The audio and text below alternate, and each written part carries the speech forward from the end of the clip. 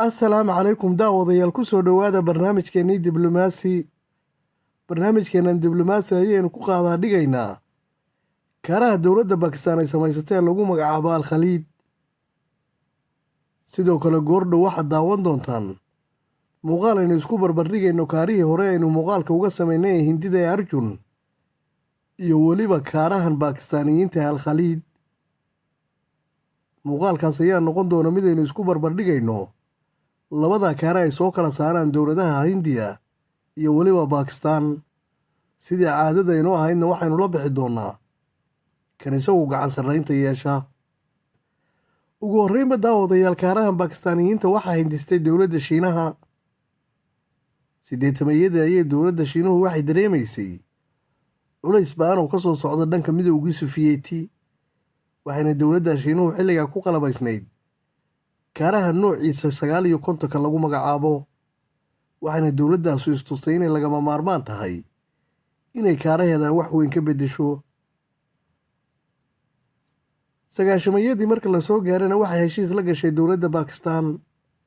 labada dowladood waxay ku heshiiyeen inay kaaraha si wada jira u soo saaraan. marka hore naqshadaynta ay wada kharash gashadaan, kadibna markay naqshadayntiisa ku guulaystaan mid waliba gudaha dalkeeda ay ku samaysato. baakistaaniyiinta xilligaa waxaa lagu sharfay inay kaarahan magaca u bixiyaan, waxayna u bixiyeen magaca khaalid iyagoo ugu magac daray jenaraalkii muslimka ahaa ee khaalid bin waliid, ilaahay raalli ha ka noqdee. haddaba daawadayaal kaarahan ayaa markii ugu horreysay la sameeyey sanadku markuu ahaa 2001, waxaana la ysku raacay in dhalashadiisa laga dhigo dalka baakistaan, taasoo mulkiyadda kaarahan yeelanaysa. iyadaynu ognahay shirkadda naqshadaysa inay tahay shirkadaha horumarinta warshadaha ee waqooyiga shiinaha, sidoo kalena lacagta qayb la baxday. kaarahan ayaa waxa uu yahay mid haatan shaqeeya, waxaana ka shaqeeya markiiba 3 shaqaale ah. ilaa iyo haatan waxaa la soo saaray in ka badan 600 oo kaarahaas ah. kaarahan ayaa haatan waxaa sameeya shirkadaha culus ee dalka baakistaan iyo weliba shirkadaha horumarinta ee waqooyiga shiinaha. dowladda keliya ilaa haatan isticmaasha kaarahan waa dowladda baakistaan. shaqada loogu talagalay waa inuu qabto shaqooyinka laga doonayay kaarayaasha goobta, waa inuu cadowga kaarayaashooda ka hortago lana mid noqdo kaarayaasha. kaarahan dherarkiisa ayaa waxa uu yahay 10.67 mitir, halka balliciisu uu ka badan yahay 3.5 mitir. joogga dhulka uu ka sarreeyaana waa 2.5 mitir. culayskiisa kaarahan waa 48,000 oo kiilo. culayska guud ee kaarahan marka la isku dardarana waa 52,000 oo kiilo. kaarahan ayaa matoorkiisa lagu farsamayaa gudaha dalka shiinaha.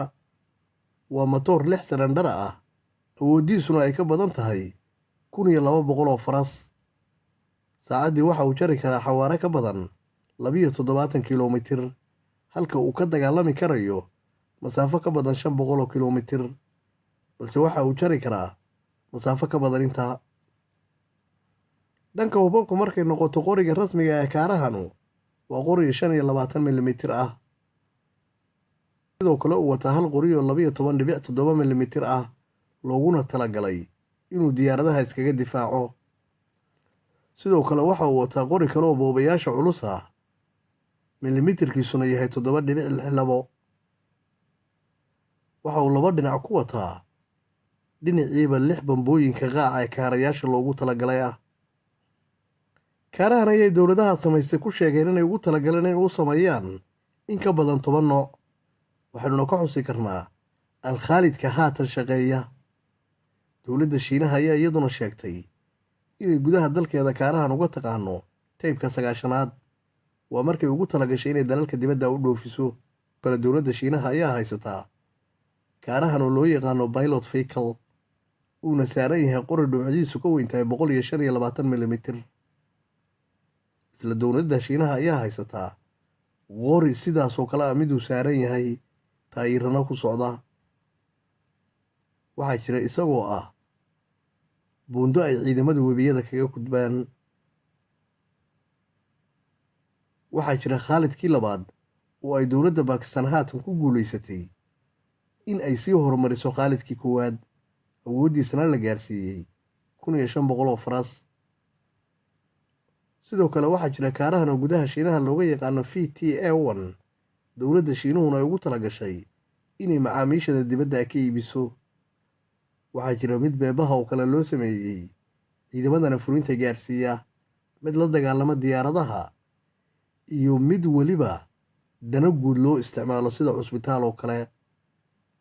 waana kaare ay dowladahaasu ka horumariyeen dhan kasta marka laga eego, dabooli karayana baahiyo badan oo ay qabaan.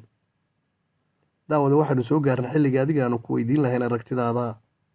fadlan comment nagula wadaag sida aad u aragto kaarahan Baakistaaniyiinta.